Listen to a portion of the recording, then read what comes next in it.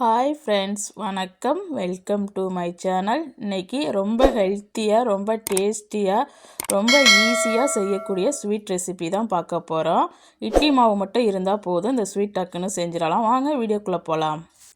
நான் ஒரு mixie jar எடுத்திருக்கேன். அதில் 1 கப் அளவுக்கு பொட்டுக்கடலை சேர்த்துக்கிறேன்.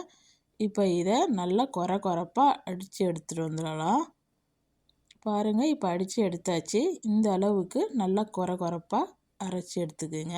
பாருங்கள், இந்த மாதிரி. இப்போ இதை ஒரு பவுலில் மாற்றி ஓரமாக வச்சிடலாம். இப்போ இன்னொரு கடாய் எடுத்திருக்கேன். அதில் 1 கப் அளவுக்கு நாட்டு சர்க்கரை சேர்த்துக்கிறேன். நீங்கள் வெல்லமாக இருந்தால் நல்லா நுணுக்கிட்டு சேர்த்துக்குங்க. இப்போ ஒரு அரை கப் அளவுக்கு தண்ணி சேர்த்து இதை நல்லா கரைச்சி எடுத்துக்கலாம்.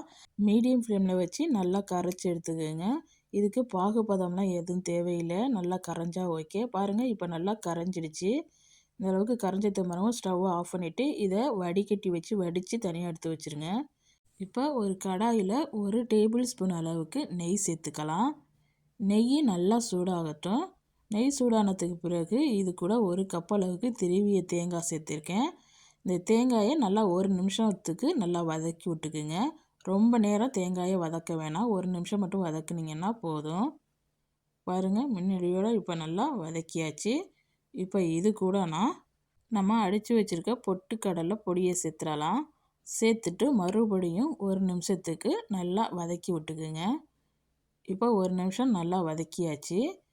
இப்போ இது கூட நம்ம வடிகட்டி எடுத்து வச்சுருக்கிற வெள்ளைப்பாகை சேர்த்துடலாம்.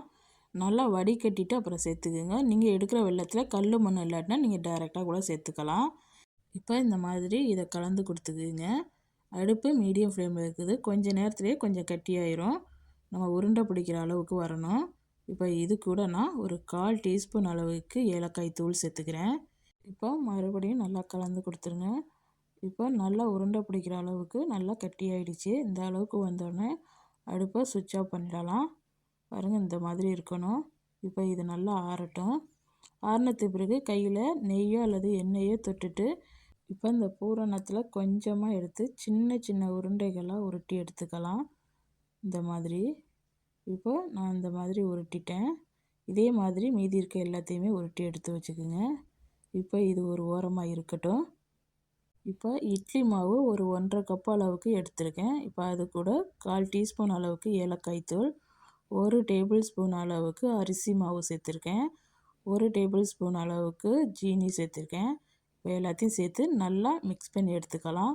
ஒருவேளை இட்லி மாவு உங்களுக்கு ரொம்ப தண்ணியாக இருந்துச்சுன்னா நீங்கள் இன்னும் 1 டேபிள் ஸ்பூன் கூட அரிசி மாவு சேர்த்துக்கலாம். நான் பச்சரிசி மாவு தான் சேர்த்துருக்கேன். இப்போ நல்லா இதை மிக்ஸ் பண்ணி எடுத்துக்கோங்க. இந்த மாதிரி இருக்கணும். ரொம்ப கட்டியாகவும் இருக்கக்கூடாது, ரொம்ப தண்ணியாகவும் இருக்கக்கூடாது. இப்போ நம்மளுக்கு மாவு ரெடி ஆகிடுச்சு. நம்ம உருட்டின உருண்டைகளை ஒன்று ஒன்றா உள்றாக சேர்த்து இந்த மாதிரி நல்லா டிப் பண்ணிவிட்டு இப்படியே நம்ம பணியாரக்கல்லில் சேர்த்துக்க போகிறோம். நான் பணியாரக்கல் அடுப்பில் வச்சுருக்கேன். அது கூட 1/4 டீஸ்பூன் அளவுக்கு நெய் சேர்த்துக்கிறேன். நெய்க்கு பதில் நீங்கள் எண்ணெய் கூட சேர்த்துக்கலாம். நெய்யில் சேர்க்கும்போது நல்லா ஒரு டேஸ்ட்டு கொடுக்கும். இப்போ நல்லா நெய் சூடாகிடுச்சு. இப்போ நம்ம உருட்டின உருண்டைகளை ஒன்று ஒன்றா மாவில் போட்டு நல்லா டிப் பண்ணிவிட்டு இந்த மாதிரி சேர்த்துக்குங்க. அடுப்பு மீடியம் டு லோ ஃப்ளேமில் தான் இருக்கணும். ரொம்ப மீடியம் ஃப்ளேமில் இருந்துச்சுன்னா சீக்கிரம் வெந்து கருகிரும். அதனால் இந்த மாதிரி நல்லா டிப் பண்ணிவிட்டு மாவில் சேர்த்துக்குங்க. உங்களுக்கு தேவைப்பட்டால் மேலே கூட லைட்டாக மாவு ஊற்றிக்கலாம். எல்லாத்தையுமே இப்போ சேர்த்தாச்சு. இது நல்லா ஒரு பக்கம் வெந்ததுக்கு பிறகு நம்ம திருப்பி கொடுத்துக்கலாம். பாருங்கள், இப்போ நல்லா ஒரு பக்கம் வெந்துடுச்சு. இந்த மாதிரி திருப்பி போட்டுக்கோங்க. மேலே மாவு இருக்கும்போதே திருப்பி விட்ருங்க. நம்மளுக்கு நல்லா வெந்து வரும் சாஃப்டாக. இதே மாதிரி மீதி இருக்க எல்லாத்தையுமே திருப்பி போட்டுக்கோங்க. இந்த ஸ்வீட் செய்கிறது ரொம்ப ஈஸி. இட்லி மாவு மட்டும் இருந்துச்சுன்னா போதும், டக்குன்னு நம்ம இதை ரெடி பண்ணி கொடுத்துடலாம். இப்போ திருப்பி போட்டாச்சு. இந்த திருப்பி போட்ட சைடும் நல்லா வெந்து வரட்டும்.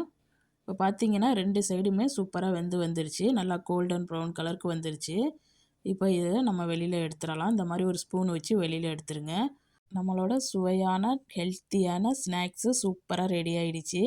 இதே மாதிரி நீங்களும் உங்கள் வீட்டில் செஞ்சு பார்த்துட்டு எப்படி வந்துச்சுன்னு கமெண்டில் சொல்லுங்கள். இந்த வீடியோ பிடிச்சிருந்துச்சுன்னா இந்த வீடியோக்கு ஒரு லைக் கொடுங்க. மறக்காமல் என் சேனலை சப்ஸ்கிரைப் பண்ணி வச்சுக்கோங்க.